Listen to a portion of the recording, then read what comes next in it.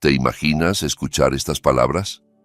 Fueron las últimas que mi padre me dijo antes de empujarme a la tormenta de octubre y cerrar la puerta con llave a mis espaldas. Lárgate de mi casa. No necesito una hija enferma. Tenía 15 años.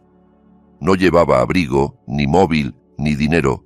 Solo mi mochila del instituto con los deberes de álgebra dentro y las zapatillas ya empapadas por la lluvia.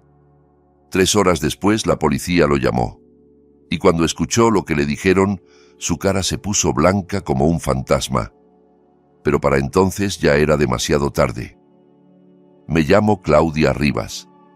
Ahora tengo 28 años y estoy sentada en mi departamento en una ciudad portuaria mirando cómo la lluvia se desliza por el cristal de la ventana.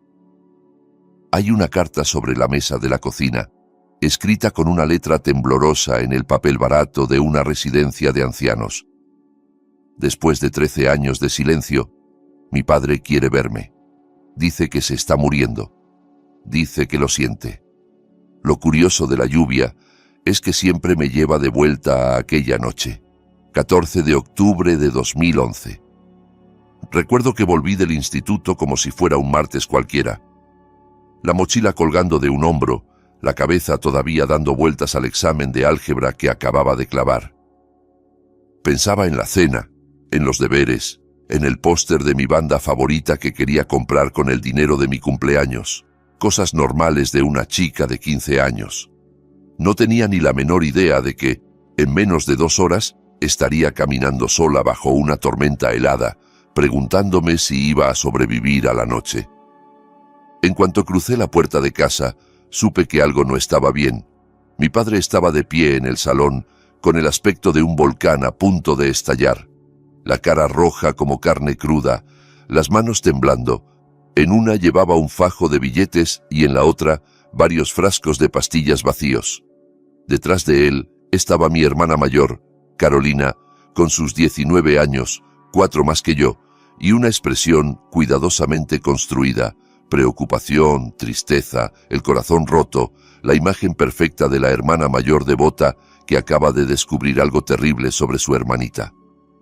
Pero yo la miré a los ojos y vi un destello que no pudo esconder del todo. Satisfacción. Nuestra madrastra, Lorena, se quedaba en el marco de la puerta de la cocina, con los brazos cruzados y los labios apretados, sin decir absolutamente nada. Ese era su talento, no decir nada mientras ocurrían cosas horribles. Mi padre ni siquiera me dejó soltar la mochila. Empezó a gritar como si yo hubiera incendiado la casa. Dijo que llevaba meses robando dinero de su cartera, que compraba pastillas y las escondía en mi habitación, que Carolina había encontrado las pruebas, efectivo escondido en mi cajón, frascos de pastillas en el armario, mensajes de texto que demostraban que hablaba con supuestos camellos. Intenté explicarle, intenté decirle que nunca había tocado su cartera, que jamás había visto esas pastillas, que no tenía idea de qué me estaba acusando. Pero las palabras se me murieron en la garganta cuando comprendí algo horrible. No estaba escuchando. Su mente ya había dictado sentencia. Carolina se había pasado todo el día preparándolo, alimentándolo con mentiras como veneno envuelto en azúcar. Se plantó allí con cara destrozada, diciendo que había intentado ayudarme, que había tratado de hacerme entrar en razón, que no había querido decírselo, pero que ya no podía seguir viendo cómo su pobre hermanita se destruía sola. Fue una interpretación magistral, digna de premio, y mi padre se tragó cada palabra como si fuera verdad absoluta. Me agarró del brazo con tanta fuerza que me dejó moratones y me arrastró hacia la puerta de entrada. La mochila quedó en el suelo donde la había soltado. Él la recogió y me la lanzó contra el pecho con tal violencia que casi me caigo hacia atrás. Luego abrió la puerta. La lluvia ya caía a cántaros. Se oía el trueno retumbando a lo lejos. La temperatura había bajado de golpe desde la mañana. Mi padre me miró directamente a los ojos y repitió aquellas palabras. «Lárgate de mi casa, no necesito una hija enferma». Me empujó al porche. La puerta se cerró de un portazo. Escuché el giro del cerrojo, y así, con 15 años, me quedé sin hogar. Me quedé allí de pie quizás 5 minutos, completamente paralizada. No por el frío, aunque eso venía enseguida, sino por el shock. Esperaba que la puerta se abriera. Esperaba oír que todo había sido un malentendido, que alguien se había equivocado. Nadie vino. Mi móvil estaba sobre el escritorio de mi habitación. No me permitieron coger nada, salvo lo que ya llevaba en las manos. En la mochila solo había libros de texto, una barrita de cereales a medio comer y absolutamente nada útil para sobrevivir una noche en la calle. Sin abrigo, sin dinero, sin forma de pedir ayuda. Era 2011, por ahí quedaban algunas cabinas telefónicas, pero ¿quién lleva monedas encima? Desde luego no una chica de 15 años que se gasta la paga en pósters de bandas.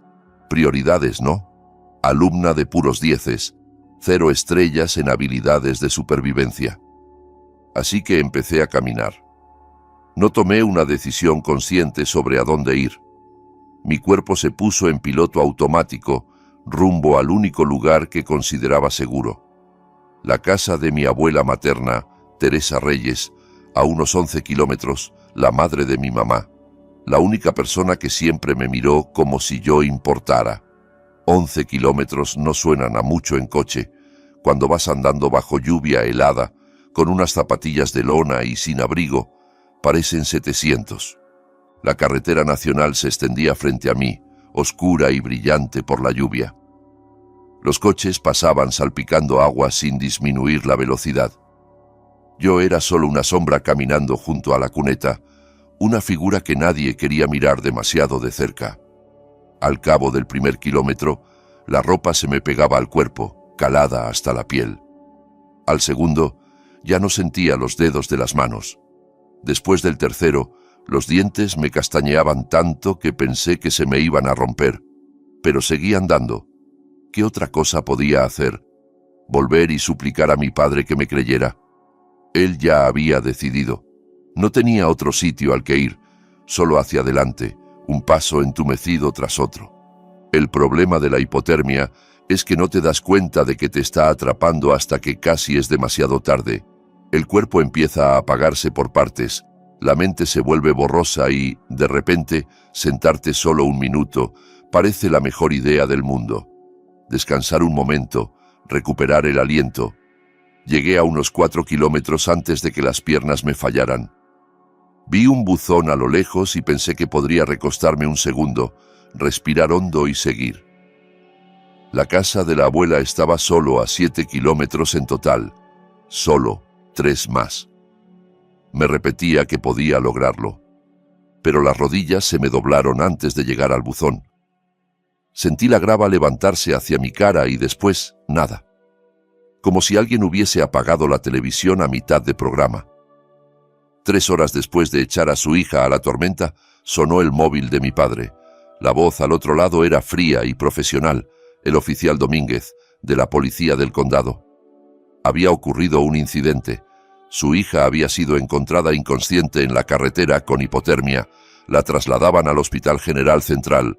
Y, una cosa más, señor, los servicios de protección de menores ya estaban avisados. Una trabajadora social se encontraba ya en el hospital.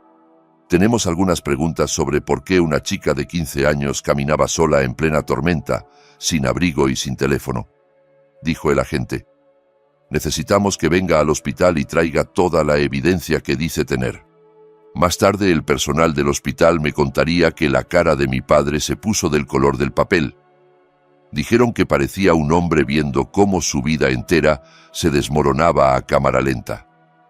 Carolina estaba a su lado cuando recibió la llamada y por primera vez su máscara perfecta se resquebrajó un segundo. Pero fue suficiente, porque aquella noche hubo un detalle que lo cambió todo. La mujer que me encontró inconsciente junto a la carretera no era una desconocida cualquiera.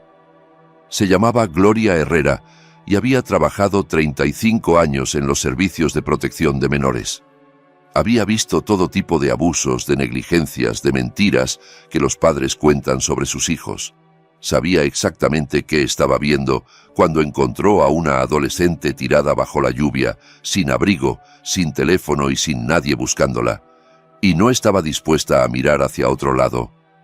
Mi padre pensó que aquella noche se estaba deshaciendo de un problema, que estaba limpiando la casa, cortando la manzana podrida, protegiendo a su familia de una hija enferma que no merecía su amor. Lo que en realidad hizo fue encender una mecha, y no tenía ni idea de lo que estaba a punto de explotar. Antes de seguir, si esta historia te está atrapando, suscríbete y cuéntame en los comentarios desde qué país me escuchas y qué hora es allí. Lo leo todo y tu apoyo hace que pueda seguir contando historias como esta. Gracias de verdad. Ahora sí, para entender lo que pasó aquella noche, para comprender por qué mi hermana hizo lo que hizo, tengo que llevarte atrás, al momento en que todo empezó a desmoronarse. Mi madre, Patricia, murió en 2006. Cáncer. Yo tenía 10 años. Carolina, 14. Un día teníamos una mamá que hacía panqueques los domingos y me trenzaba el cabello para las fotos del colegio. Al siguiente estábamos de pie junto a una cama de hospital, viendo cómo las máquinas pitaban cada vez más despacio hasta que dejaron de sonar. Mi padre no lo llevó bien. Decir no lo llevó bien es ser amable. Básicamente colapsó hacia adentro como una estrella que se apaga. Iba al trabajo, volvía, se sentaba en su sillón y se quedaba mirando a la nada. Podía haberse incendiado la casa y no estoy segura de que lo hubiera notado. Así que Carolina dio un paso al frente. Con 14 años se convirtió en quien cocinaba, firmaba permisos, revisaba mis deberes y se aseguraba de que llegara a tiempo al colegio. Se volvió la responsable, la madura, la hija en la que mi padre podía apoyarse, y él la alababa constantemente. ¿Qué haría yo sin ti, Carolina? Eres tan madura, eres el pegamento que mantiene unida a esta familia. No recuerdo que le preguntara ni una sola vez cómo estaba llevando ella la muerte de mamá. Simplemente esperaba que lo manejara todo. Mi padre tenía 2 grandes puntos ciegos, su hija mayor y su sillón favorito. Ambos estaban destrozados, con la tela hecha jirones, pidiendo a gritos ser reemplazados, pero él no lo veía. Lo que nadie veía, lo que mi padre se negaba a ver, era lo que pasaba cuando él no estaba mirando. Carolina no solo estaba ayudando, estaba construyendo un pequeño reino, y en su reino yo era la campesina a la que había que mantener en su sitio. Todo empezó con cosas pequeñas, deberes que desaparecían la noche antes de entregarlos, permisos para excursiones escolares que nunca llegaban al profesor, mi camiseta favorita encogida en la lavadora, luego otra y otra. Ups, fue un accidente. Invitaciones de cumpleaños que envié y que nunca llegaron a mis amigas. Mensajes de compañeras que se perdían. Sin darme cuenta, se iba levantando un muro alrededor de mi reputación, ladrillo a ladrillo, y yo ni siquiera sabía que ese muro existía. Carolina iba a hablar con mis profesores con cara triste y preocupada, y les decía que yo estaba muy mal desde la muerte de mamá, que me portaba fatal en casa, que tuvieran paciencia conmigo porque estaba pasando por una etapa muy difícil. Pintó la imagen de una niña problemática, y todos le creyeron, porque ella era tan madura, tan responsable, tan cariñosa. Intenté hablar con mi padre una vez. Me senté con él y le expliqué que Carolina me saboteaba, que mentía sobre mí a todo el mundo, que algo estaba muy mal. Él me miró como si estuviera loca. «Estás celosa de tu hermana», dijo. «Ella está tratando de ayudar a esta familia. Deberías estarle agradecida». Después de eso, aprendí a callarme, a hacerme pequeña, a pasar desapercibida, a sobrevivir hasta poder irme. 2 años después de la muerte de mi madre, mi padre se volvió a casar. Lorena parecía simpática al principio, sonreía mucho, hacía guisos, intentaba integrarse. Carolina empezó a llamarla mamá casi de inmediato. Fue estratégico, creo, una forma de reforzar su papel de hija perfecta, la leal. Yo no pude hacerlo. No podía llamar mamá a una desconocida cuando la mía llevaba apenas 2 años enterrada. No era cuestión de Lorena, era mi corazón que no estaba listo. Pero esa pequeña rebeldía silenciosa me salió cara. Desde ese día, Lorena empezó a tratarme como a una intrusa en mi propia casa. Ella y Carolina formaron su propio club privado. Yo no estaba invitada. Para cuando cumplí 15, las líneas estaban claras. Carolina era la hija de oro, la favorita, la que nunca se equivocaba. Yo era la conflictiva, la difícil, la que siempre estaba fallando en algo. Y luego estaba el tema del dinero. Mi madre nos había dejado un fideicomiso a cada una antes de morir. $45,000 para mí y $45,000 para Carolina, disponibles al cumplir los 18. No era una fortuna, pero sí un colchón, un regalo de una madre que sabía que no estaría para ayudarnos a empezar en la vida adulta. Carolina cumplió 18 en 2009 y recibió su parte de inmediato. Se la gastó en menos de 11 meses, un coche deportivo llamativo, ropa de marca, regalos caros para su novio Tomás Barrios, un tipo muy encantador, lleno de grandes ideas y absolutamente sin ingresos legales. Cuando me echaron de casa, 2 años después, Carolina ya estaba en la ruina. Su fondo era un recuerdo lejano y Tomás no paraba de hablar de su próxima gran oportunidad, su siguiente inversión, el negocio que por fin los haría ricos. Mis $45,000 seguían intactos, intocables hasta 2014, cuando yo cumpliera 18, a menos que me pasara algo antes. El fideicomiso de mi madre tenía una cláusula de protección que ella seguramente pensó que nos ayudaría. Si alguna de las 2 hijas era declarada legalmente incompetente o era internada antes de los 21 años, su parte sería manejada por un tutor familiar designado por un juez, hasta que se recuperara. Carolina y Tomás entendieron enseguida lo que eso significaba. Si a mí me internaban por abuso de sustancias, por ejemplo, porque mi padre encontraba pastillas y dinero y pruebas de que vendía drogas en mi habitación, alguien tendría que administrar mi fondo por mí. Alguien responsable, alguien de confianza, alguien como una hermana mayor preocupada que solo quiere lo mejor para mí. $45,000. Eso valía yo para Carolina. Ese fue el precio que le puso a su propia hermana. La semana antes de destrozarme la vida, empezó a ejecutar su plan. Pequeños retiros de efectivo de la cuenta de mi padre usando su tarjeta. Ella conocía el PIN porque llevaba las finanzas de la casa. Frascos vacíos de recetas de Tomás, guardados y etiquetados. Un teléfono prepago comprado en una tienda de barrio, cargado con mensajes falsos. La mañana del 14 de octubre, mientras yo desayunaba pensando en mi examen de álgebra, Carolina se coló en mi habitación y colocó todo. Dinero en efectivo en mi cajón, frascos de pastillas en mi armario, un papel con un número de móvil que supuestamente pertenecía a un camello. Luego fue con mi padre, llorando, y le habló de el terrible secreto de su hija pequeña. Él le creyó cada palabra. ¿Por qué no habría de hacerlo? Durante 9 años Carolina había sido la hija perfecta, la responsable, la que nunca mentía. Y yo había pasado esos mismos 9 años convertida, sin saberlo, en el retrato de la hija problemática que ella había pintado. Para cuando crucé la puerta aquella tarde después del instituto, mi juicio ya había terminado. El veredicto era culpable y la condena, el destierro. Por eso acabé en aquella carretera bajo la lluvia de octubre, caminando hacia la casa de mi abuela como si fuera la única luz que quedaba en el mundo.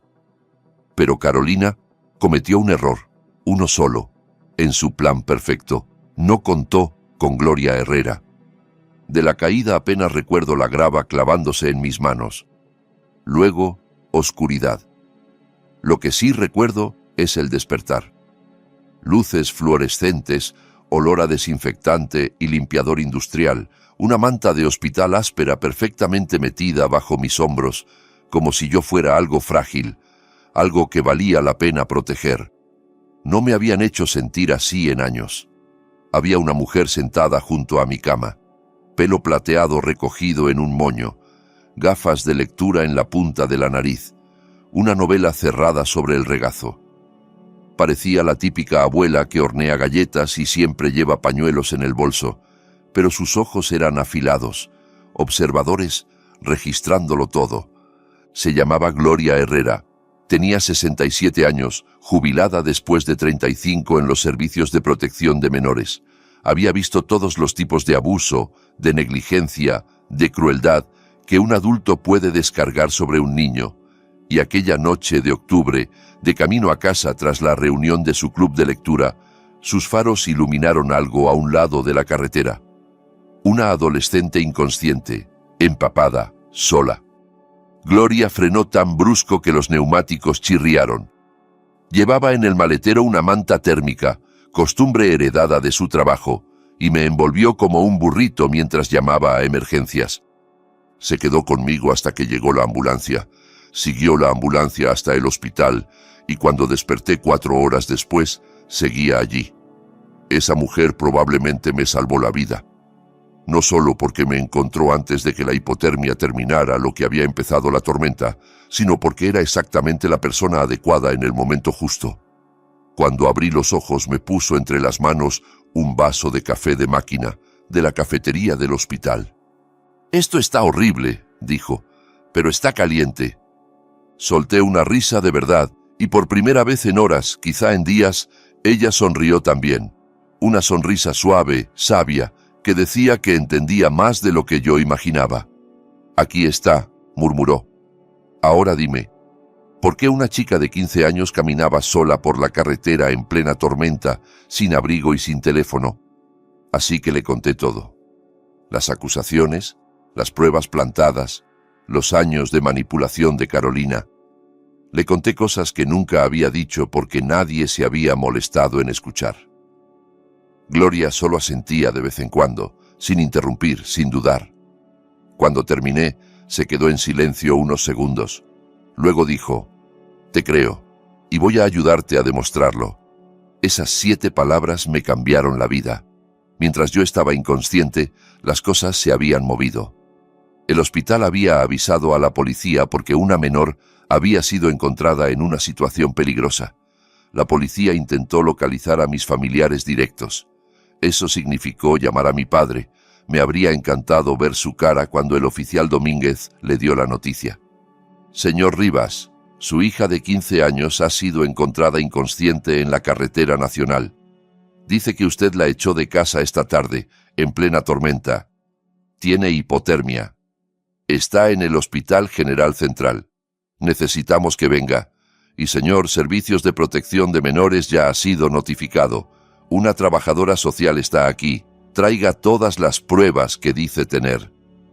Mi padre y Carolina llegaron al hospital hacia las 10:15 de la noche. Yo ya estaba despierta, sentada en la cama con Gloria a mi lado.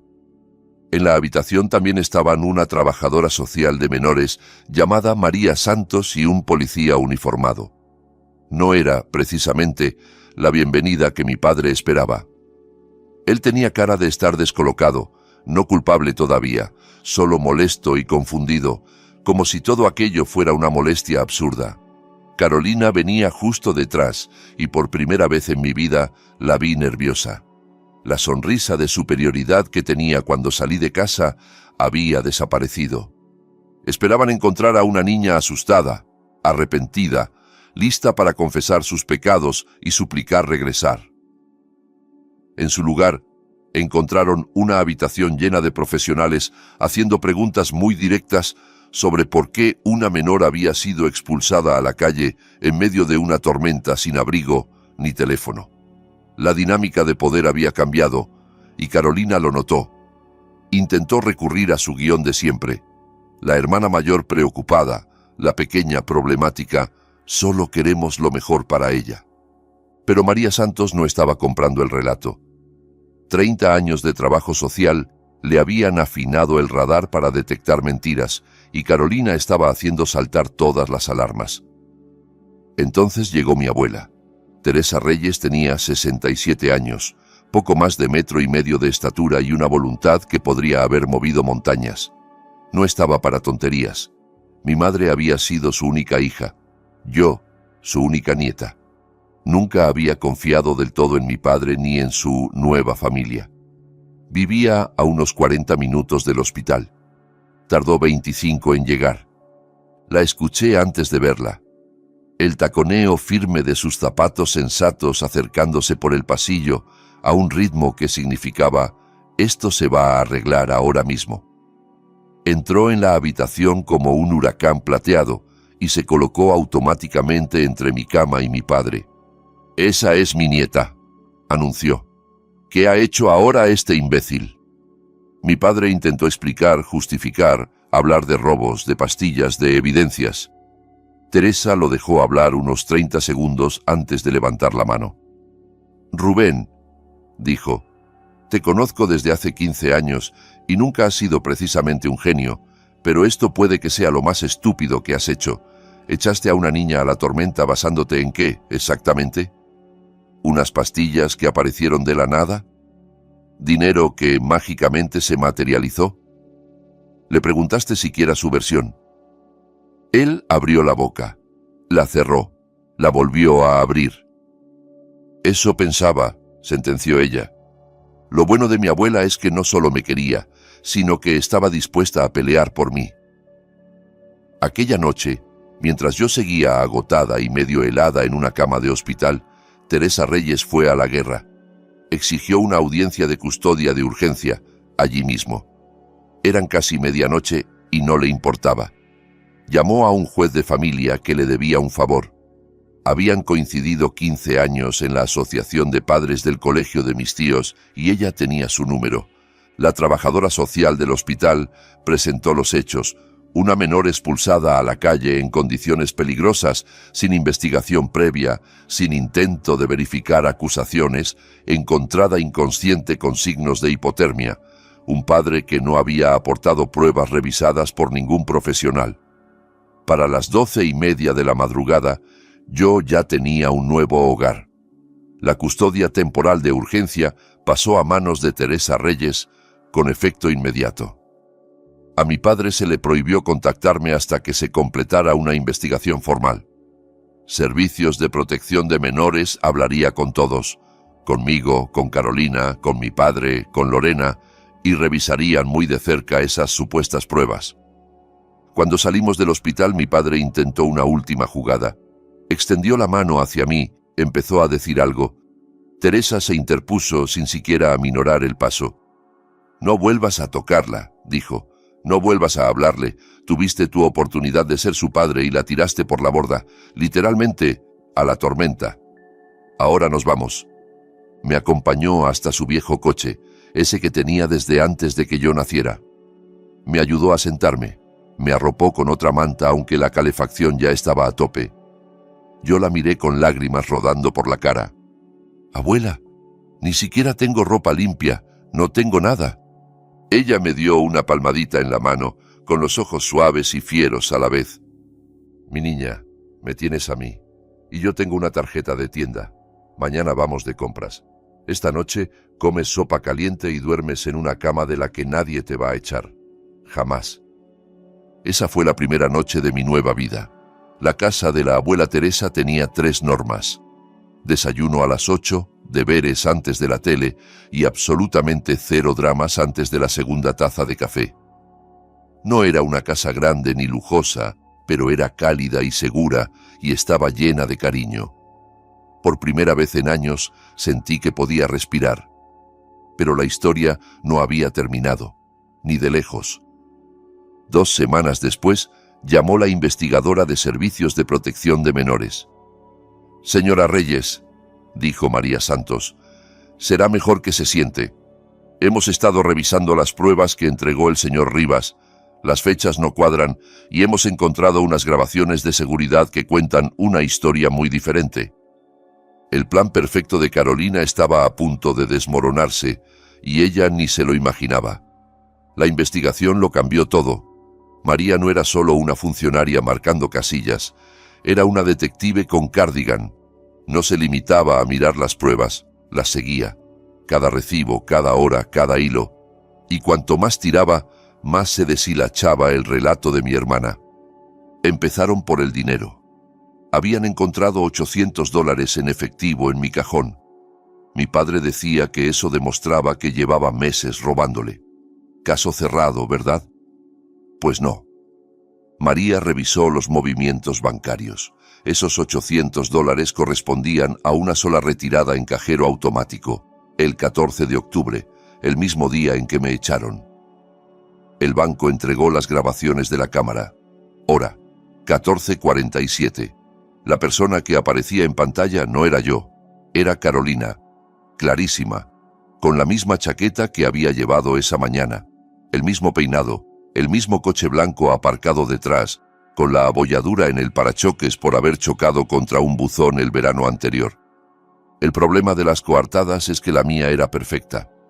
A las 14:47 de ese día, yo estaba sentada en clase de química, aprendiendo sobre enlaces moleculares. El sistema de asistencia del colegio me marcaba como presente hasta las 15:15. Mi profesor recordaba que le hice una pregunta sobre electrones de valencia. Me habría resultado físicamente imposible hacer ese retiro. Estaba a kilómetros de ese cajero, rodeada de 30 testigos y un sistema electrónico que lo registraba todo. Carolina se creía muy lista. Pero para ser una mente criminal de verdad, hay que ser inteligente. Usó la tarjeta de mi padre sin pensar que los bancos tienen cámaras. Sacó el dinero en plena tarde sin comprobar si yo tenía una coartada. Compró el teléfono prepago en una tienda a 2 calles de su gimnasio, quedando grabada en chándal, con su coche visible en el estacionamiento. Algunos cerebros criminales llevan capa. El de Carolina llevaba leggings de deporte. La descubrieron porque no se molestó en conducir 10 minutos más. Luego estaban las pastillas. Los frascos encontrados en mi armario se rastrearon hasta una receta a nombre de Tomás Barrios, el novio de Carolina, el de los grandes proyectos. Medicación para la ansiedad recetada por su médico y retirada en una farmacia de la calle Robles. María llamó a la farmacia. Se encontró con algo curioso. Tomás había denunciado el supuesto robo de esas pastillas días después, presentando incluso un parte policial y fingiendo estar muy preocupado. El problema era la fecha. Hizo esa denuncia el 17 de octubre, 3 días después de que me echaran. Si las pastillas ya estaban robadas y escondidas en mi habitación el día 14, ¿por qué esperó 3 días para avisar de la sustracción? La respuesta era obvia, porque no estaban robadas. Carolina se las había pedido para plantarlas y, después, Tomás denunció el robo para cubrirse y conseguir un nuevo envase. El retraso en el reporte brillaba como un letrero de neón que decía: «Esto estaba planeado». Si esta historia te remueve por dentro, quédate conmigo, porque lo que viene merece cada segundo. Déjame un like si estás de mi lado. No te imaginas cuánto ayuda. Pero la prueba definitiva fue el teléfono prepago. Los supuestos mensajes del camello provenían de un móvil comprado 4 días antes de que todo explotara. María rastreó la tienda y pidió las grabaciones de seguridad. En las imágenes se veía a una chica joven, con coleta, complexión atlética, pagando en efectivo. A través del cristal se distinguía un coche blanco con una abolladura en el parachoques. Mismo coche, misma chica, mismo rastro conduciendo directo hasta mi hermana. A medida que la investigación avanzaba, apareció un cuadro aún más feo. María empezó a revisar las finanzas familiares, sobre todo los cheques emitidos de la cuenta de mi padre en los últimos 2 años. Lo que encontró hizo que los $800 parecieran calderilla. Alguien había estado falsificando la firma de mi padre durante casi 2 años. Montos pequeños al principio, 50 aquí, 100 allá, pero sumaban. Las firmas se parecían, pero no eran exactas. El dinero acababa en cuentas vinculadas a Tomás y a sus empresas fantasma. El total rondaba los $18,000. Carolina no solo me había incriminado, llevaba años robándole a mi padre y necesitaba un chivo expiatorio antes de que alguien lo notara. Mi abuela no iba a dejarlo pasar. Contrató a Leonardo Varela, un amigo de la familia que llevaba 30 años ejerciendo derecho de familia.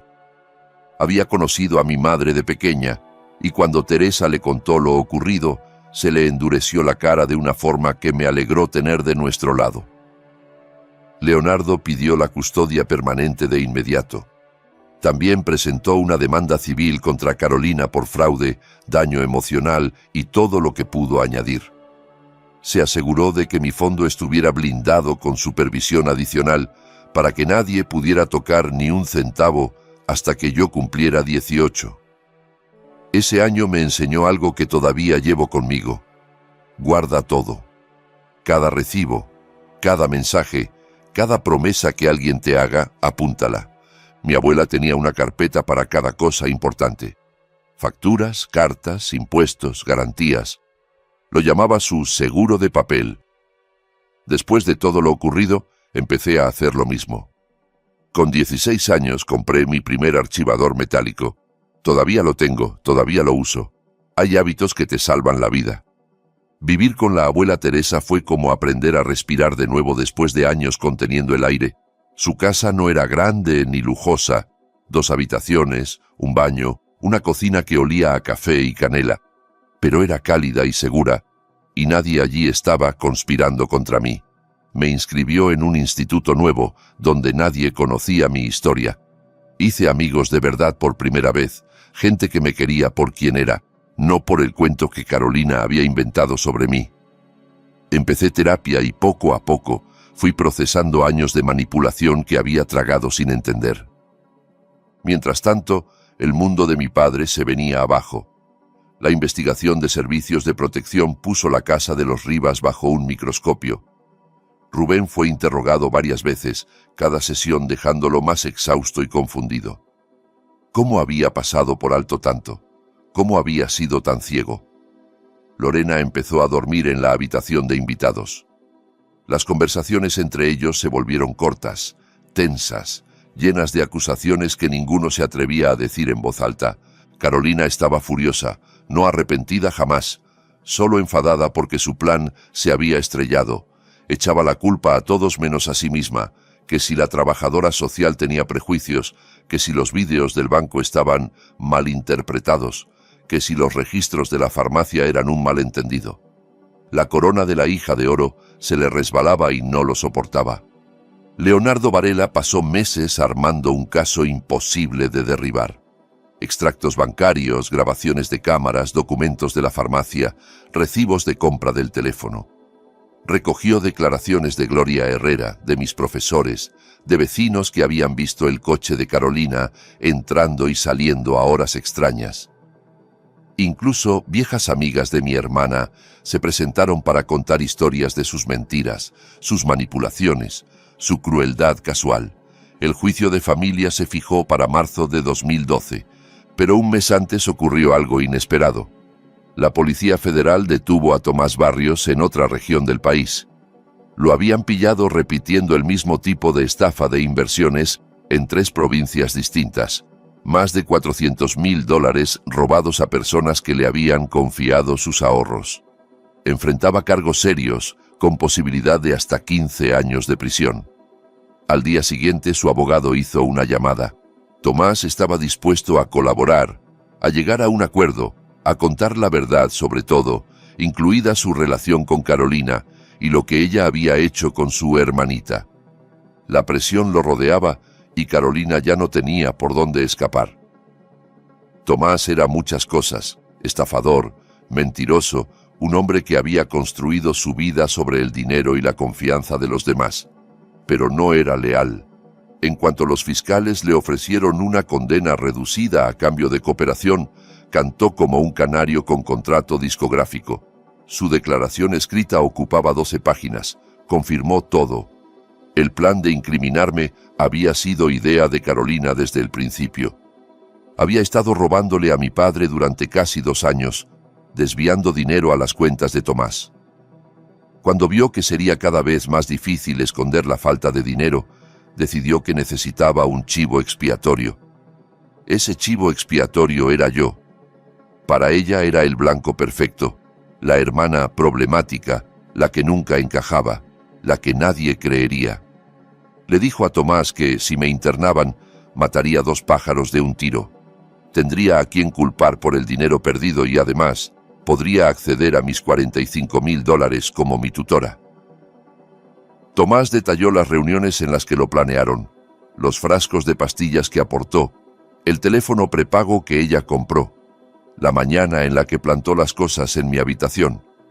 Incluyó capturas de mensajes entre ellos en los días previos al 14 de octubre, mensajes que demostraban que nada fue impulsivo. Fue calculado, premeditado, frío. Su última frase se me quedó grabada. Carolina decía que su hermana no era nadie y que nunca pelearía. Se equivocó. Marzo de 2012. Juzgado de familia. Llevaba 5 meses viviendo con la abuela Teresa. Había subido de peso, del bueno, el que viene de comer todos los días y dormir de verdad. Había sacado matrícula de honor en el nuevo instituto. Empezaba a recordar qué se sentía al ser una adolescente normal, pero al entrar en aquella sala me sentí otra vez de 15, pequeña y asustada, preguntándome si alguien me creería. Teresa me apretó la mano. Leonardo asintió, tranquilo. Y allí estaba también Gloria, sentada entre el público, con las mismas gafas y la misma expresión decidida de la noche en que me encontró. La audiencia, en teoría, era sobre custodia, convertir la tutela temporal de mi abuela en permanente, fijar pensión, ese tipo de cosas. Pero se convirtió en algo mucho más grande. La fiscalía se involucró. Con la confesión de Tomás y el montón de pruebas que María había reunido, aquello ya no era solo asunto de familia, había delitos de por medio. Carolina se sentó al otro lado de la sala con una abogada de oficio a la que había conocido una hora antes. Se veía más pequeña de lo que la recordaba, más pálida. La hija de oro, que había controlado la casa durante casi una década, parecía por fin lo que realmente era, una joven asustada a la que sus mentiras le habían explotado en la cara. Mi padre se sentó solo entre el público. Lorena se negó a ir. Él parecía haber envejecido 10 años en 5 meses. Las pruebas se presentaron de forma metódica, profesional, devastadora. Grabaciones del cajero mostrando a Carolina retirando el dinero. Registros escolares confirmando que yo estaba en clase a esa hora. Documentos de la farmacia y la denuncia tardía de Tomás. Vídeos de la tienda donde se compró el teléfono prepago. 2 años de cheques falsificados por casi $18,000. Y la confesión de Tomás, leída en voz alta, palabra por palabra. Cuando fue el turno de Carolina para declarar, intentó mantenerse en su historia. Puso cara de confundida, de inocente, de profundamente preocupada por su hermana problemática. «Señorita Rivas», dijo la fiscal mostrando la foto del cajero, «¿es usted esta persona que retira dinero en efectivo en el Banco Nacional Centro el 14 de octubre a las 14:47? Carolina tragó saliva. Miró su propia imagen en la pantalla. «Yo estaba sacando dinero para hacer la compra», balbuceó. «¿$800 para hacer la compra?», replicó la fiscal. Y no mencionó este retiro a su padre cuando más tarde ese mismo día lo acusó de que su hermana había robado exactamente esa cantidad. Silencio. «Por cierto», añadió, «este cajero está a 12 kilómetros del instituto de su hermana. Según los registros, ella estaba en clase hasta las 15:15. ¿Puede explicar cómo pudo hacer ese retiro mientras estaba sentada en química rodeada de 30 testigos?» Más silencio. La abogada de oficio intentó objetar, pero no había contra qué objetar. Los hechos son hechos, les gusten o no. Luego llamaron a Lorena. Mi madrastra parecía querer estar en cualquier otro lugar del mundo. Llevaba años quedándose al margen, neutral, sin implicarse. Pero en un juzgado bajo juramento, callar ya no era una opción. Le preguntaron por la mañana del 14 de octubre. «¿Vio algo raro?», preguntó la fiscal. La voz de Lorena era apenas un susurro. Carolina entró en el cuarto de Claudia sobre las 7 de la mañana. Dijo que iba a coger una goma del pelo. «¿Salió con una goma del pelo?». «No», admitió. «Salió con las manos vacías». «¿Notó algo más en los días previos?». Lorena cerró los ojos, como si se preparara para un golpe. «2 días antes la oí hablando con Tomás por teléfono», dijo. «Ya está todo colocado». Y se rió. La sala se quedó en silencio absoluto. Cuando llamaron a mi padre, casi llegué a sentir lástima. Casi. Tuvo que explicar por qué echó a su hija de 15 años a la calle en plena tormenta sin investigar nada. Tuvo que admitir que no revisó el banco, que nunca se preguntó por qué Carolina encontró las pruebas de repente, que no me preguntó mi versión.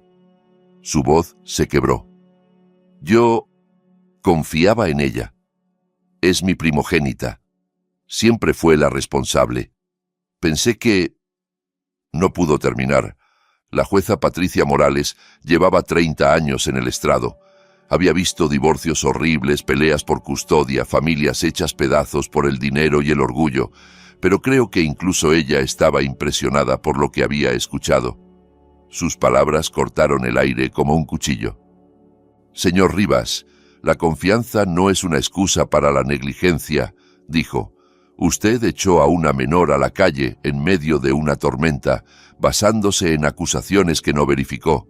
No investigó nada. No escuchó la versión de su hija. Eligió creer a una hija sobre la otra sin pruebas, sin criterio, sin el juicio básico que se espera de un padre. Eso no es paternidad. Eso es abandono. Mi padre se desplomó en la silla, gris. Su hija mayor, continuó la jueza, diseñó un plan calculado y premeditado para destruir la vida de su hermana. Le robó, le mintió, lo manipuló para que participara en su crueldad. Y usted se lo permitió porque era más cómodo creer a la hija que lo hacía sentirse bien que ejercer de padre con la hija que realmente lo necesitaba. La sentencia de Carolina fue dura. Fraude, robo, denuncia falsa, poner en riesgo a una menor. Su abogada negoció un acuerdo para evitar un juicio completo. 2 años de condena suspendida. No pisaría la cárcel, salvo que violara la libertad condicional. 5 años de libertad condicional supervisada, 200 horas de servicio comunitario, devolución íntegra del dinero robado. Los $18,000 de mi padre y los 800 que plantó en mi cajón. El juzgado también emitió una orden de alejamiento permanente. Carolina no podía contactarme de ninguna manera, directa o indirecta. Si se acercaba a menos de 150 metros de mí, iría directa a prisión. Y hubo algo que la marcaría para siempre, una condena por delito grave en su historial. Nada de trabajos manejando dinero, ni puestos de confianza, ni trabajos con niños o personas vulnerables. La hija de oro llevaba ahora una letra escarlata. Y no se borra. Mi padre perdió la patria potestad de forma permanente. Se le obligó a pagar mi terapia y mis estudios hasta los 21 años. También se le ordenó crear un fondo educativo con el dinero recuperado. El pueblo se enteró de todo. Los pueblos pequeños hablan. En pocas semanas todo el mundo sabía lo que Rubén Rivas le había hecho a su hija menor. Los amigos dejaron de llamar. Los vecinos apartaban la mirada. En la iglesia, de pronto todos tenían compromisos cuando él intentaba ir. Lorena pidió el divorcio 6 semanas después. Había sido cómplice de mi sufrimiento y lo sabía. No soportaba que se lo recordaran cada vez que miraba a su marido. Al final de la audiencia, la jueza se volvió hacia mí. Señorita Rivas, dijo, ha demostrado una resiliencia extraordinaria ante una crueldad igualmente extraordinaria. El tribunal concede la custodia plena y permanente a su abuela, Teresa Reyes. Su fideicomiso permanecerá protegido hasta que cumpla los 18. Y sinceramente espero que su futuro sea mucho mejor que su pasado. Quise decir algo ingenioso, algo memorable. Quise decir, señoría, debería verme aparcar en paralelo. Ese es el verdadero test de carácter. Pero hay chistes que se quedan para una misma, y aquel momento era demasiado grande para el humor. Al final solo dije, gracias. Al salir del juzgado, mi padre intentó acercarse de nuevo. Hija, empezó. La abuela Teresa se interpuso sin dejar de caminar. Su voz era hielo. Tú ya no puedes llamarla así. Perdiste ese derecho cuando la lanzaste a la tormenta. Seguimos andando. Yo no miré atrás. Ese día hacía sol. Marzo, en nuestra zona, puede ser gris o luminoso. Esa tarde fue cálida, brillante, llena de promesas. Yo tenía una abuela que me quería, un abogado que había luchado por mí, una trabajadora social y una exfuncionaria de menores que me habían creído cuando nadie más lo hizo. Tenía, por fin, un futuro. Pero algunas historias no terminan en el juzgado. Algunas tienen un capítulo más. 13 años después llegó una carta. Octubre de 2024. Tengo 28 años y mi vida no se parece en nada a lo que imaginaba cuando tenía 15 y caminaba bajo la tormenta con una mochila de instituto y las zapatillas empapadas. Vivo en un departamento precioso en una ciudad junto al mar, con vista al puerto y luz de mañana entrando por ventanas que elegí yo. Soy directora de marketing en una empresa de tecnología. Buen sueldo, buenos beneficios, buena gente. Empecé como becaria y cada ascenso fue un paso más lejos de la persona que fui. Y estoy comprometida. Él se llama Diego. Es enfermero pediátrico, lo que ya te dice mucho sobre su corazón. Nos conocimos en un evento benéfico hace 2 años. Yo estaba por trabajo, él porque realmente le importaba. Me tiró vino encima del vestido, me pidió perdón durante 10 minutos seguidos y luego me hizo reír tanto que se me olvidó estar enfadada. Nos casamos en primavera. La vida es buena. Realmente, increíblemente buena.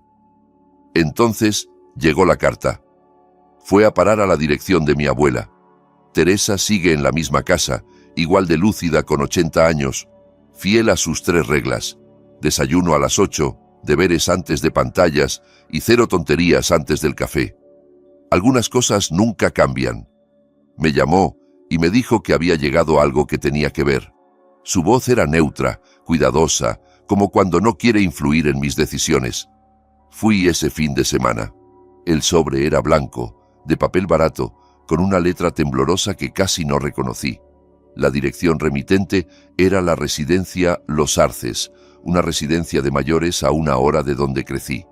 Lo abrí en la mesa de la cocina, con una taza de café enfriándose entre las manos. Querida Claudia, empezaba, sé que no merezco pedirte nada. Sé que tienes todas las razones del mundo para tirar esta carta sin leerla. Pero voy a pedirte algo de todos modos, porque no me queda mucho tiempo y tengo que decirte esto antes de irme. Ahora vivo en Los Arces. Tuve un derrame cerebral hace 2 años. El lado izquierdo ya no responde muy bien. Lorena se fue hace tiempo. Se quedó con la mitad de todo y se marchó con un contable que conoció por internet. Vendimos la casa. No queda nada de la vida que creía tener. Carolina vino a verme la semana pasada. No la dejé pasar. No puedo mirarla. No puedo escuchar su voz sin recordar lo que hice por creer sus mentiras. Tú eres la única a la que quiero ver, la única a la que necesito pedir perdón.